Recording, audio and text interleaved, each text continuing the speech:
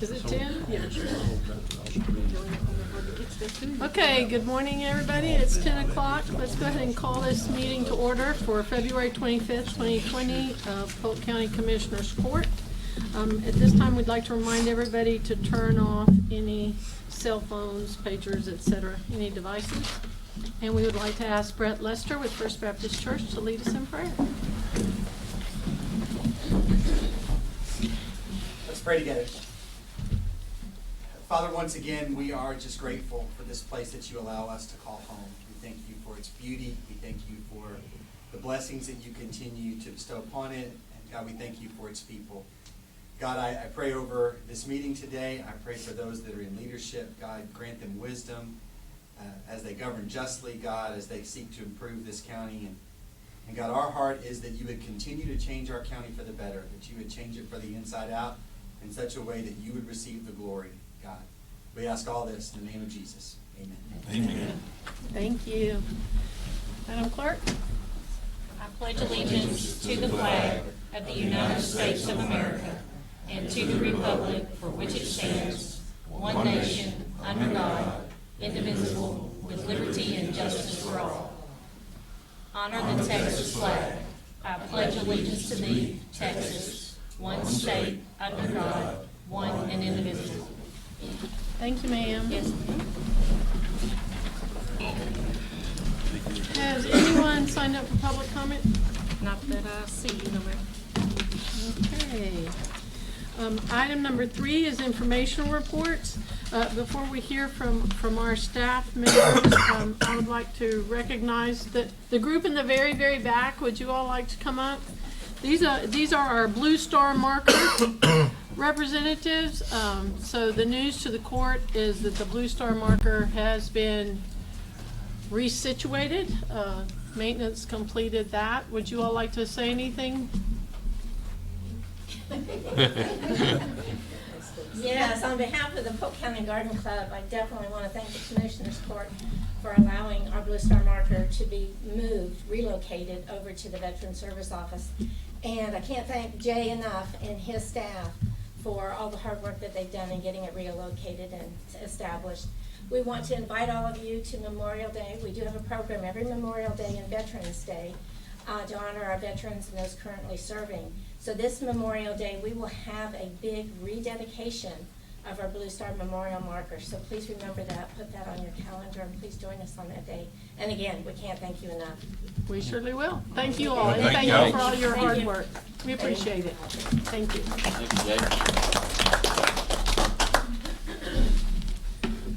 Okay, 3A, yearly informational report from the Lower Trinity River Groundwater Conservation District. Good morning, Commissioners, Judge. Good morning. Thanks for allowing me to come give you guys an update. I felt kind of guilty after seeing our extension agent's presentation. I asked my parents to come talk good about me. They wouldn't let me today. They wouldn't come. So I got to get new parents. I put an overview on your desk, just a one-pager. If it's okay, I thought I'd give a little bit of background for those here today that may not know what the water district is. And then I'll give you some data, and then I'm going to talk about a few regulatory things that we're working on for the year. So as just a reminder, the Lower Trinity Groundwater District was enabled by the legislatures back in 2005. The voters of Polk County and San Jacinto County voted by about 60%, was 61%, to bring the groundwater district into effect. Our responsibility is to, one, conservation of water in the county. We monitor all commercial use of water, people who put in water wells and pump groundwater for use in their businesses, or they sell it to, say, developments, housing developments. And we register every private homeowner's well that puts one in. We maintain a record of it. There's no fees or cost or metering, but it's just so that we can let private homeowners know if a business is going to come in and do something that would potentially affect their groundwater or maybe run their well dry, whether it was oil or gas or a new housing development. So that's what we're here for. The commissioners, this commissioner's court, San Jacinto's commissioner's court, and the largest municipalities in the two counties appoint a board of directors to run the groundwater district. They hire me and another staff member to manage this and maintain the records and issue permits and do inspections and make sure things are up to state code and county code. So that said, I have some district information from 2019. I try to give you some big picture stuff. Number one, good news, we're not in a drought. All the prediction models say that we should not be going into a drought this year. There's nothing planned, El Nino and things like that. There's nothing planned that should be putting East Texas into a drought this year as of now. Number two, I just put a fact in there that I found interesting, that you might find interesting. January through June of last year happened to be the 21st wettest rainfall for the state, 21st out of 125 years of keeping records. But July through December happened to be the 18th driest for the state of Texas on average. So as y'all can tell, the weather patterns have been changing a lot lately. It's completely unpredictable. My poor farmer's almanac, I'm not sure I'm even reading it anymore. For Polk County, we received an average of 51.11 inches of rain. That was down from 2018 by 13%. In 2018, you recall, we had a lot of water. It was actually 59.56 inches of rain. The good side of that is number 4. I physically monitor the amount of water that's in the aquifer under Polk County. We actually run a tape down many wells throughout the county and measure it. It's actually up 2% in 2019 from 2018. The aquifer level had gone up. Since I started this job in 2014, the amount of aquifer has gone up 6%. So the good news is we have a lot of water here.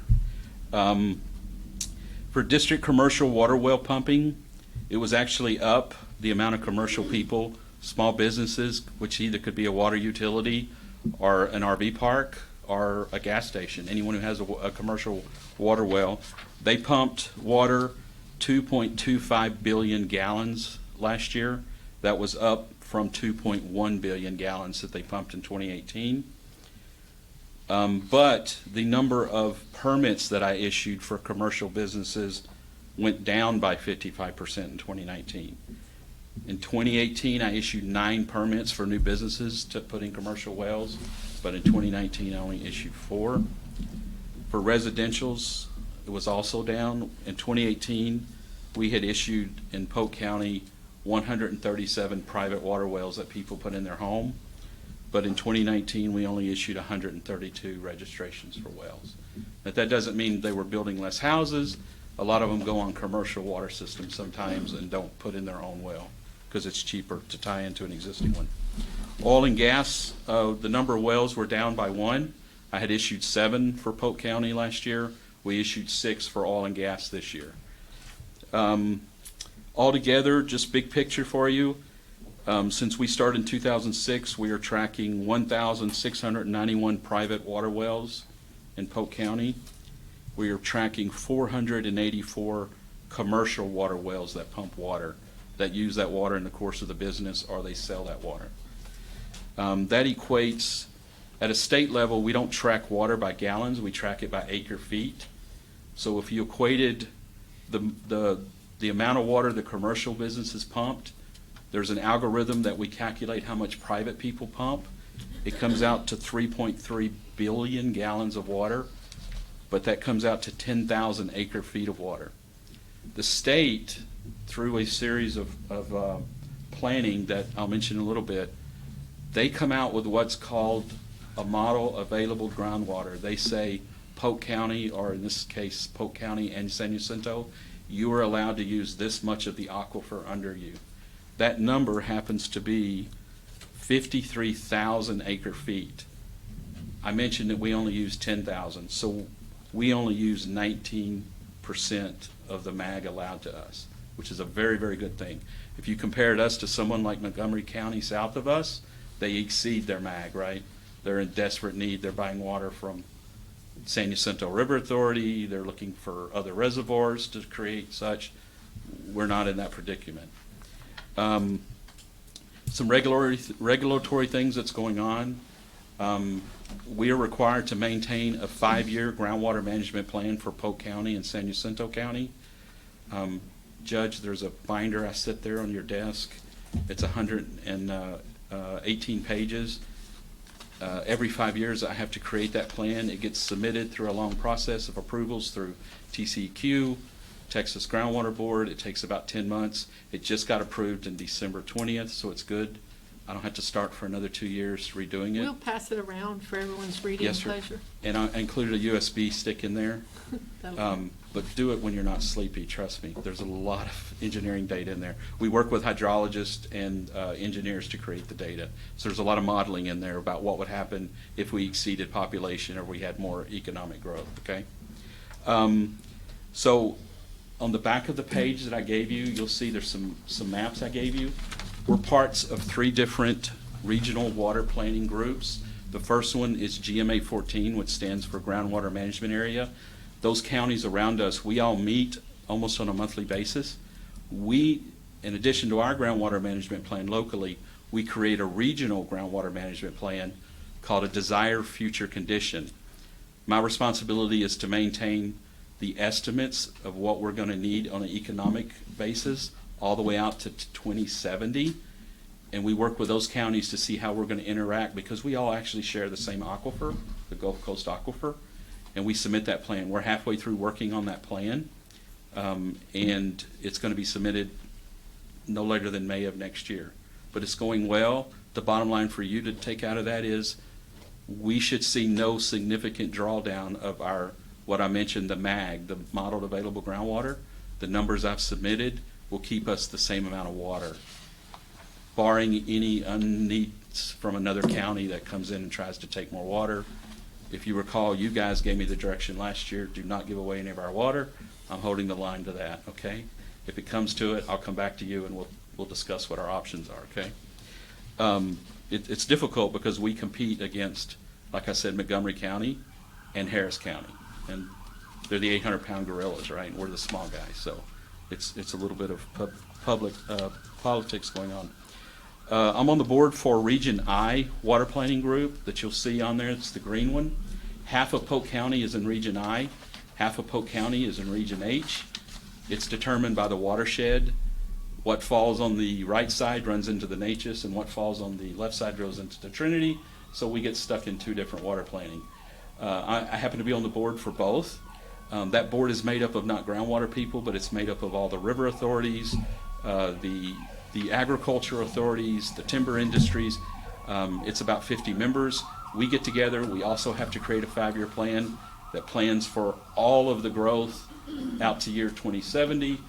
And if needed, we go to the legislature and ask for money to do things like create new reservoirs or desalinization or whatever reuse of water.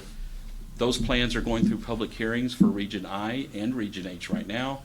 We'll be turning in our first draft in October of this year.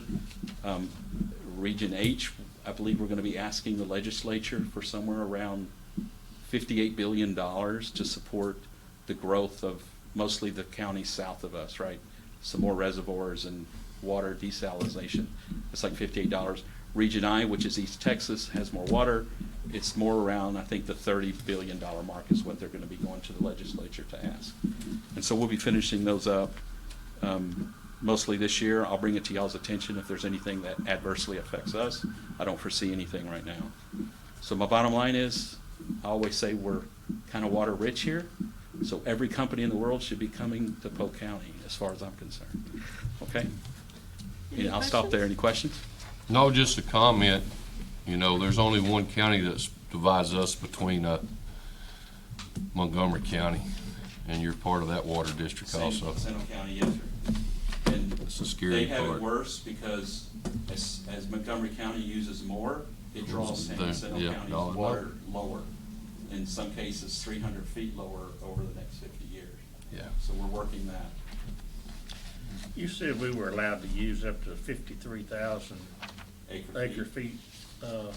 Yes, sir. What happens if one year we use 54,000? We're allowed to spike if it's a temporary spike due to, say, a combination of an economic change and a drought. But if it was gonna be consistent, we go back and readdress the plan. And they put me in prison for about 5 years. I'm sure my mom will send brownies. Yes, sir, but we're good, and we would change it. Every 5 years, we have a chance to update the plan if we see that coming. Anything else? Again, thanks, and I don't know if it's said to you guys enough, but I appreciate the service that y'all give the county. Y'all go through hell, I see it all the time, so thank you. Thank you. Thank you, Yeah. Gary. Okay, 3B, receive yearly information report from the Department of Aging.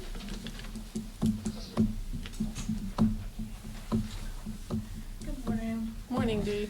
This one should be pretty short and sweet, but since my transition in October, it's been running pretty smooth.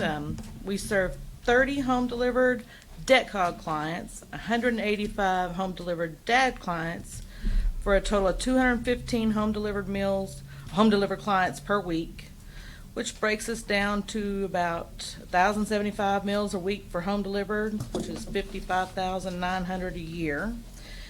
We no longer have the Houston County contract.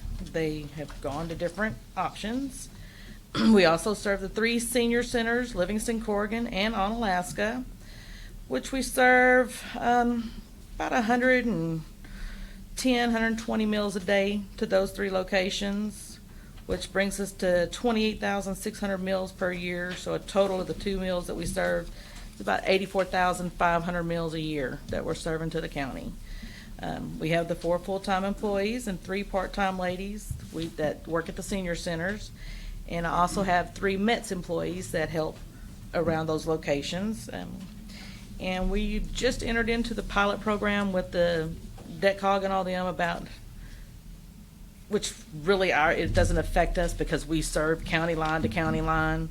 This is more for the people who only serve city limits and stuff like that, but they have put everybody into the pilot program, but it doesn't affect us because we serve everybody. That's all. Any questions? Thank you. Thank you. Good job, Dee. You've done a good job. Okay, 3C, receive yearly information report from the Department of Social Services. Good morning. Since taking over in October, we are receiving weekly, we get more and more applications in for the indigent health care. At this time, we are serving 67 clients that are actively on the indigent health care program. I have been working closely with the Texas workforce with Ms. Holly Hughes over there to try to transition some of our clients back into the work field. So we're trying to offer those opportunities to some of our clients. Also, we're looking to get a new software program to help us with some of our paperwork needs and billing needs to make sure everything's in line since we're getting more and more clients and more applications. I think it'll just be a more effective way to keep up with everything versus the paper and pencil way that we've been doing it. Other than that, everything's been going really smooth. I've been able to keep all of my contacts that Miss Hayes had before she left with Dr. Luna and everything, and been able to pick up right where she left off, and everything's going great. Good, thank you. Anybody have any questions? Thanks. Y'all are doing a great job over there. Appreciate it. Okay, item number 4, old business, table from the last meeting. Is there anything on, A, approve minutes of the previous meeting, which was January 28th, 2020. A copy of the minutes was included for your review. So moved. Motion Commissioner Purvis, second Commissioner Vincent. Any further discussion or questions? All in favor say aye. Aye. Any opposed? Motion carries. Item number 5, new business, which is the consent agenda. On B, you have some addendums. Addendum number 1 in the amount of $101,525.39. Addendum number 2 in the amount of $1,710.92. Addendum number 3 in the amount of $240. Addendum number 4 in the amount of $16,149.82. Addendum number 5 in the amount of $99,970.40. and addendum number 6 in the amount of $56,022.16. Is there anything on the consent agenda that anybody would like to pull? I want to abstain from F. From Yep. which one? F. F. F? Yes, ma'am. Okay, for the record, Commissioner Purvis is abstaining from approved request from Sam Houston Electric Cooperative for utility easement for above-ground service at the Polk County Citizen Collection Station on Richardson Road.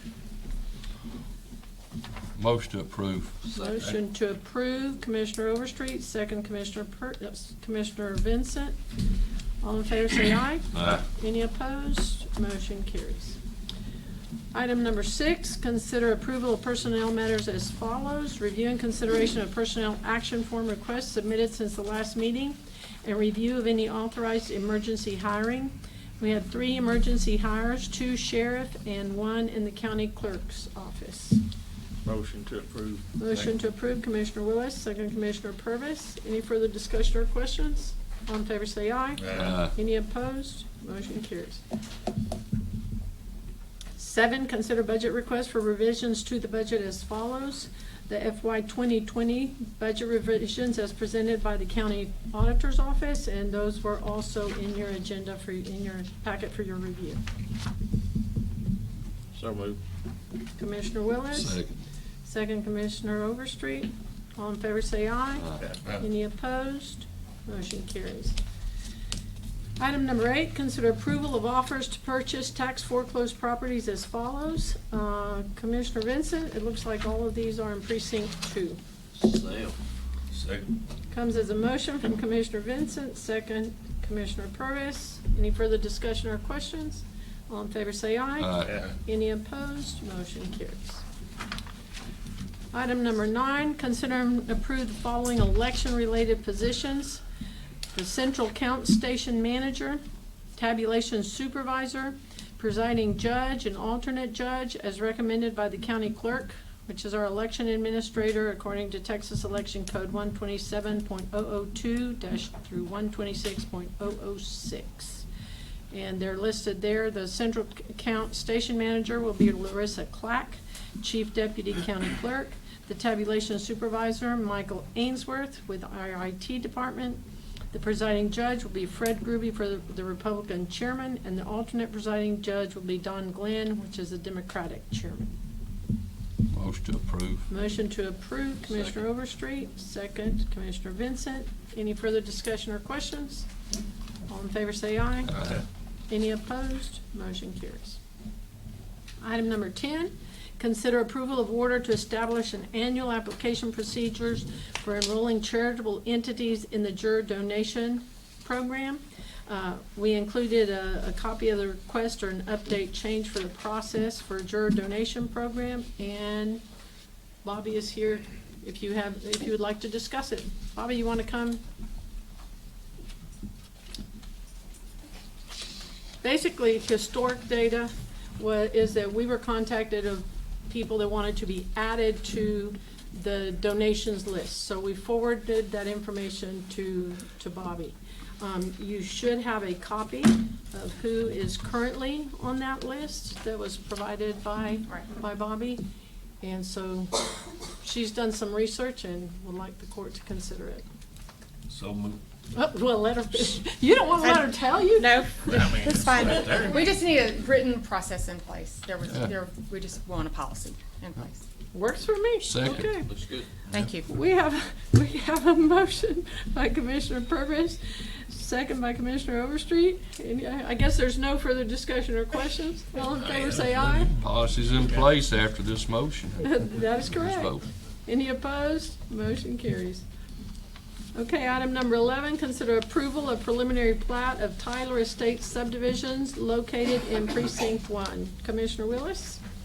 Yeah, we've gone through all the processes according to the guidelines, and everything meets specs, and it looks good, so I'll make a motion that we accept it. Second. Okay. Commissioner Willis, second Commissioner Purvis. All in favor say aye. Aye. Any opposed? Motion carries. Item number 12, consider approval of the final plat of Falcone Forest subdivision located in precinct 4. Commissioner Overstreet, this one's yours. Yes, everything's up to the standard subdivision regulations. There's no roads being built or parks or anything like this. This is being developed off a current county road, so I'll make a motion we approve this plat. This is final plat. Second. Commissioner Overstreet, second Commissioner Willis. Any further discussion or questions? We need y'all's signature before y'all leave. All in Thank you. favor, say aye. Aye. Any opposed? Motion carries. Okay, item 13, consider any and all necessary action regarding the bid for erosion control improvements for the NRCS 2016-48373 Taylor Lakes. If you all will recall, this project has been ongoing. Actually, Larry Pitts was involved in the original process, and is for Taylor Lake Estates for the Emergency Watershed Protection Project. Originally, this is the project that we proceeded. It was 75-25, and then it got changed to 90-10 because of Harvey. And so the good news is that originally it was in the amount of $424,369.28. And the local match that was going to come from Precinct 1 was $128,596.75.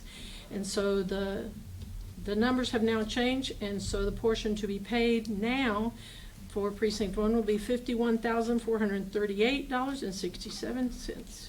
So congratulations.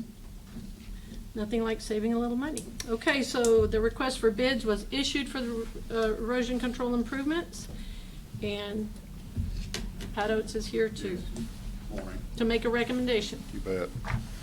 County received 8 bids last Thursday here at 2 p.m. in the Commissioner's courtroom. I gave each one of y'all a copy of the spreadsheet of the summary of bids. We had a pretty competitive group of bids, at least in the first 7. The 8th bid to me was just someone out there testing the water with a really high bid, it seemed like. The 3 of the bids were within the original budget of $514,000. The low bid was provided by Solid Bridge Construction out of Huntsville. Not being familiar with that contractor, we contacted 4 different references on projects that they have worked on and successfully completed. One was in Huntsville. We spoke with the city engineer. He said he was very happy with them. At the time he worked with them about a year ago, they were actually providing subcontracting work for a larger contractor out of Houston, but he said they did most of the work.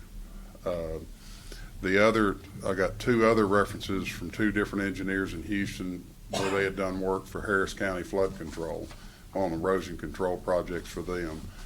And the one engineer I spoke with, he had 6 different projects that he had completed with them in the last 5 years. And he said that he wouldn't hesitate to use them again, given the opportunity. And we also spoke with the Public Works Director at City of Brenham. They just completed an emergency watershed protection program similar to this about 6 months ago. And he said that he was very happy with their work also. So in light of that and the fact that their bid was compliant, they had the bid bond, they've got the bonding capacity and the insurance capacity, we recommend the county award it to Solid Bridge Construction in the amount of $468,000.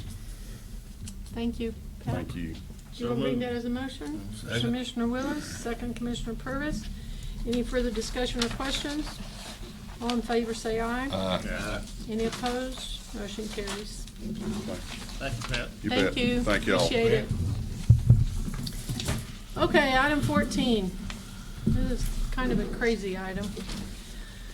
Okay. Thank you, Austin. Discuss and consider any and all necessary action regarding changes to the FY 2021 budget development calendar.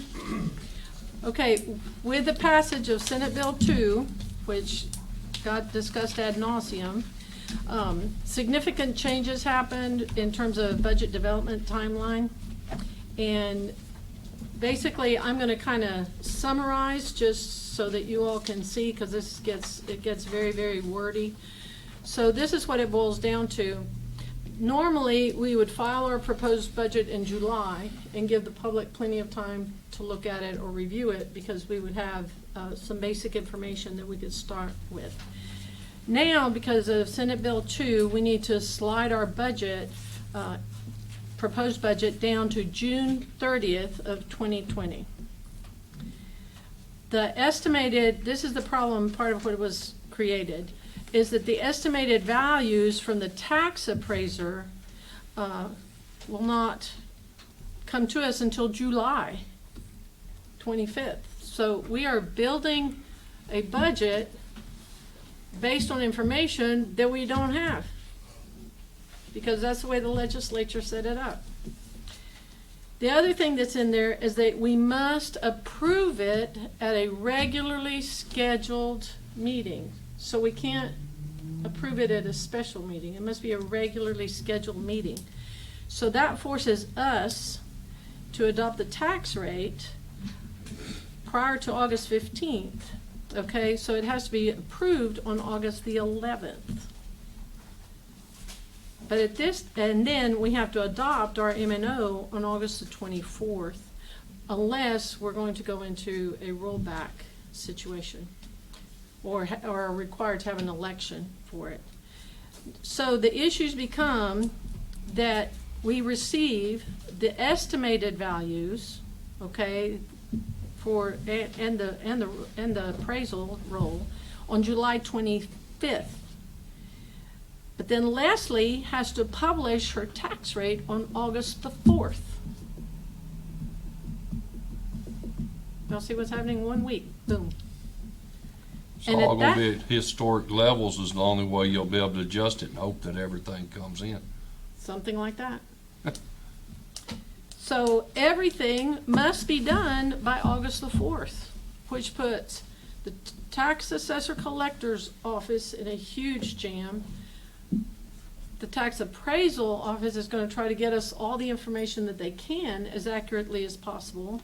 But the legislature did not change any of the deadlines or timelines for that office. So in essence, we are going to build a budget based on what we think is there and hope we're right to start out with, to comply with all of Senate Bill 2. So these are the issues. The 2020 tax revenue is going to be based entirely on estimates.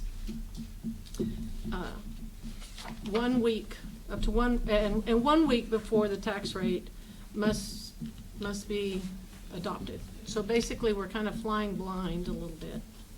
After August the 4th, it will be too late for the tax assessor collector to publish the proposed tax rate and to comply with the tax code.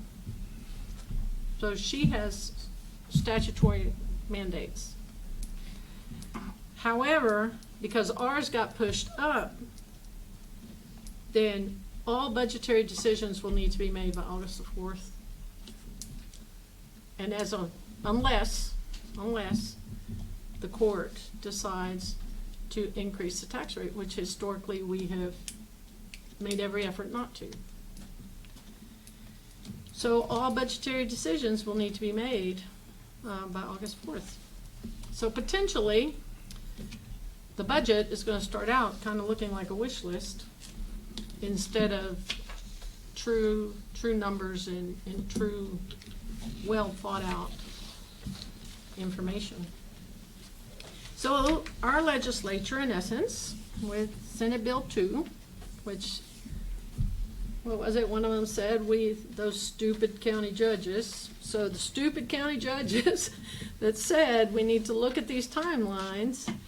So now basically it has created less transparency because of the time constraints, less time, less visibility for the public to review and or comment on the budget. And our plan for next year will be to go ahead and add extra meetings. So basically in August, we will probably go ahead and have 4 regular Commissioners Court meetings, because what the law says is it must be approved during a regular scheduled Commissioners Court meeting. So that will create as much flexibility as we can, but it doesn't help us in terms of this year. So, we put a calendar in there for your review. This is basically what we are considering, what we feel like will serve us the best. So, take a look at it. So the breakdown is that in March, the budget packets would be distributed, and they would all be due, the requests would be due in April. We would start doing budget planning meetings in April instead of doing them in May. And then we would start discussing budget development in May, late May, instead of July. So currently we have a budget workshop scheduled for June the 9th, which is Commissioners Court.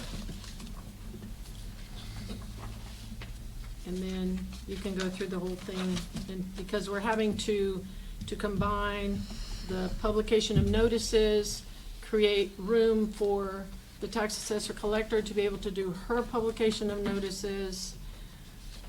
It's not gonna give either office a whole lot of time. Leslie, do you want to add anything to that? That's what it boils down to.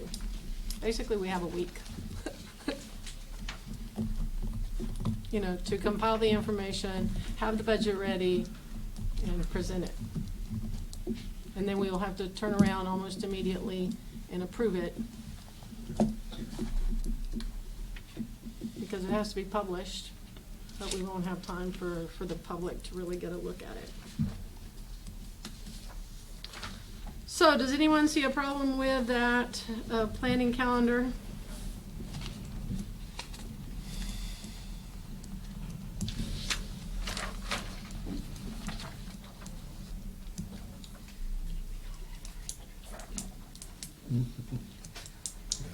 I might not be here August 4th. You may not be here August the 4th. Oh, yes, sir, you will be here.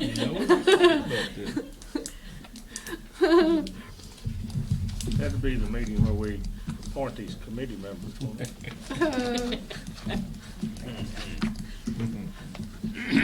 You're gonna appoint committee members for the budget workshop? Since we're going, and that's part of the issue. Part of the issue is that in the past, we've been able, if something came up, we've been able to have another budget workshop and discuss it. You know, we've been able to keep the court informed and all elected officials and departments informed as we went along. But now, 1 week is not enough time to keep all of the departments, all of the elected officials, and the public informed about what's happening. Because it's all gonna happen boom, boom. Okay, if you have any issues, concerns, if there's anything in this budget planning calendar that catches your attention, if you would let us know, then we would appreciate it. And when you see the calendar for next year and you look at August, don't plan any vacation. Because we're probably gonna go ahead and schedule a meeting every week in August. Regularly scheduled. Yes, sir. It has to be a regularly scheduled meeting. It can't be a special call. Does that interfere with our yearly, when we set forth on our yearly scheduling of our meetings? That's what it's gonna impact. We're gonna go Yeah. ahead for the next calendar year, for next budget year for the county in August. We're going to go ahead and add regularly scheduled meetings for every Tuesday in August to try to avoid, we still have the same crunch, unless the legislature comes back, but it's not gonna help us next budget year. We're still gonna have. That'll be September after, or January. What's that? That will be if they reestablish the law and give us some more time, that'll still be 2 years out from now, Correct, that's my point. I And mean, so we so- still have to, from September, 2 years out. yes, sir. So we still will have to, even if they come back and correct some of that, then we still have, and furthermore, we don't know how they would correct it. We don't know if they'd come back and put more pressure on the tax assessor collector's office or slide everything for the tax appraisal, which means that then that's gonna impact every taxpayer. I mean, it's just kind of a mess. To say the least, it's a mess. So yes, sir, next budget year for the county, we will have a regularly scheduled meeting for every Tuesday in August. I know I sat in a meeting on this on our last conference, and it just blew everybody's mind. Oh, yeah, yep. Okay, any other questions, comments? We will do the best we can. This is just information, no action needed. No action. This is just information. We just wanted you all to be aware that how it has impacted us and why, and every department to be aware of why we're having to move forward earlier with gathering information and starting to create our wish list. Because that's what it's gonna be. That's what it's gonna be to start out with. Should we go ahead and schedule the August 4th special meeting? We can go ahead and do that. Okay, on August 4th, we would like to go ahead and schedule a special meeting because we have to go ahead, we have to make some decisions that will impact us immediately for this time. So on August 4th, 3rd or 4th, we can schedule a special meeting now. But after we see how the process moves, then we may have to go ahead and meet on the 3rd as well. But August 4th is our drop dead date, where Leslie has to have her information, we have to have our information, everybody has to be ready. So it would be a special or a regular? It would be special. Next year it'll be ready. I got you. Yeah, because the regularly scheduled meetings that we have are August 11th and 25th. The 25th is too late for Leslie to be able to meet her statutory requirements, and so we have to make the decision on the 11th. So August 4th, it would be a special meeting. Everyone okay with that? In that case, I do need a And if motion. we don't adhere to this guideline, who's gonna find us? I just assumed we didn't have the Well, I Attorney General's understand that, office but you know, show up. the state's gonna put all the pressure on everyone to do this. I'm sure that out of 254 counties, they won't have their budget prepared by then correctly. So the legislature gonna fine you, or what's the, They'll limit you on your tax rate. choke you down some more? Yep. Okay, so August 4th, special meeting. Yes, I make that motion. What time, Judge? Commissioner Overstreet, does 10 o'clock look good Sound. for everybody, same time? Yep. Second, Commissioner Willis. Any further discussion or questions? All in favor, say aye. Aye. Any opposed? Motion carries. I should have said anyone unhappy about it. Don't bother me. I'm not gonna be Yeah. here. Okay, item number 15, consider and take any and all necessary action regarding the Polk County 20-066-018-C125 grant for the Community Development Block Grant Disaster Recovery Hurricane Harvey Buyout Acquisition Project. This has actually already been approved. If you look at, hold on.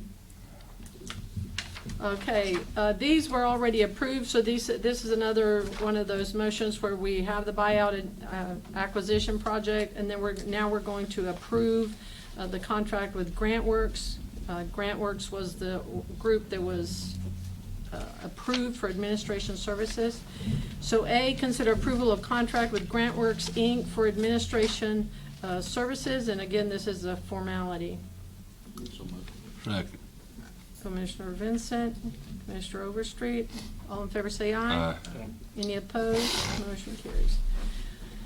Item B, consider approval of resolution designating authorized signatories for contractual documents and documents for requesting funds. The resolution was included in there for your review, and it would be authorizing my office and the county treasurer to execute the State of Texas purchase voucher and request for payment forms documentation. So moved. Commissioner Willis, Second. second Commissioner Overstreet. Any further discussion or questions? All in favor say aye. Aye. Any opposed? Motion carries. 15C, consider approval of resolution adopting civil rights plans and procedures. These documents were also included for your review, and prior to receiving funds for Hurricane Harvey project grants, then the GLO requires us to adopt specific policies and procedures. And again, this is something that you all have seen before. So moved. Commissioner Willis, Second. second Commissioner Overstreet. Any further discussion or questions? All in favor say aye. Aye. Any opposed? Motion carries. Motion to adjourn. Commissioner Overstreet, Commissioner Purvis, 10:46. 10:46. Thank you.